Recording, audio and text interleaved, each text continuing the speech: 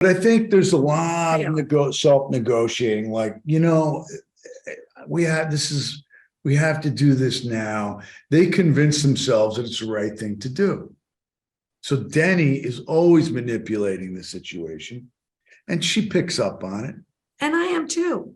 That's the real danger They here. call each other on their bullshit all the time. But he can out-hustle Peggy, and she's a big hustler. Patricia, tú das vida a Peggy, la protagonista de High Desert. Ella es una mujer que lidia con un duelo por la pérdida de su madre, pero no deja que eso la detenga. ¿Crees que representa la resiliencia? I think she had to kind of take a parental position when she was pretty young, a young teenager. Her mom has a childlike quality, and so Peggy was always taking care of her mom, but her mom was her very best friend. I don't think her mom really saw any fault in Peggy. She saw Peggy's strength. She just somehow didn't see all the negative aspects of Peggy or could explain them away. So that's a huge loss when she loses her mom. And Denny's character also loved their mom and took care of their mom. He took some of that burden off of my character when we created this kind of family together. Yes, it was a crazy family. Yes, it was a dysfunctional family, but that was there. But the grief part, I think she does carry that with her. And I think if one thing, a lot of addicts are trying to, numb their pain. So she's really holding on with everything she's got right now, having lost her mom, and distracting herself and picking up all these broken birds along the way. And she really wants that comfort that she has with Denny, but she knows she shouldn't have that too. And he doesn't know that. It's the opposite for him. Exacto, Matt. Y creo que tu personaje, si bien es un criminal, en el fondo es un buen hombre porque se preocupa y ama a Peggy. ¿Tú compartes esta percepción? Yeah, I think deeply he's got a really good heart. I think he's loyal. He's optimistic.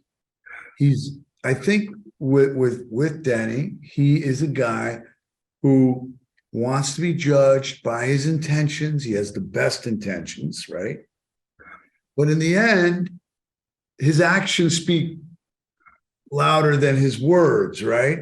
So in the end of the day, a leopard doesn't change its spots, right? He's a criminal, man. That's what he does. And but he is also got this optimistic side to him. He really loves her. He's not a he's not a psychopath, although he has elements of sociopathy, Mm-hmm. But he really loves her, and he really loves Peggy, and he wants her to know that he's a new person.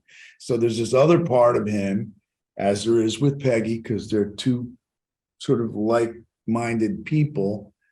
He is got the spiritual part of him where he's taken an interest in the spiritual life, but still, it's a spiritual journey. But might have to do a little robbery here and there to get what he wants. Like you said, I like the way you said it. He's a criminal. Yeah. That's the reality. He would never say that about himself, because I'd be talking down about him, because he's seeing himself at a higher plane. He's on a spiritual journey. Look, I mean, crime is sort of like the lazy way out, right? Like, I want to get what I want as quickly as I possibly can. And I think they both have those kind of aspects of their toolkit, their go-to, their way to solve a problem. Crime is all right in there. They don't really have a whole tool set.